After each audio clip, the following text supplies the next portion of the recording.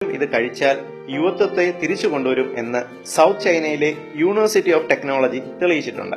ഇതിൽ ധാരാളം പൊട്ടാസ്യം അടങ്ങിയിട്ടുള്ളതുകൊണ്ട് രക്തസമ്മർദ്ദം കുറയ്ക്കും, വൃക്കകൾക്ക് അത്യുത്തമം, ഓർമ്മശേഷി വർദ്ധിപ്പിക്കും, അൽഷിമേഴ്സ് രോഗത്തെ ചെറുക്കും. ഇതിൽ ധാരാളം കാൽഷ്യം അടങ്ങിയിട്ടുള്ളതുകൊണ്ട് എല്ല് തേയ്മാനം, ബലക്കുറവ് എന്നിവയ്ക്ക് വളരെ ഫലപ്രദമാണ്.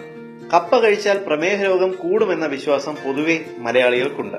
എന്നാൽ അറിയുക, ധാരാളം ഫൈബർ അടങ്ങിയിട്ടുള്ളതിനാൽ ഇത് പ്രമേഹ രോഗികൾക്ക് കഴിക്കാവുന്ന ഭക്ഷണമാണ്.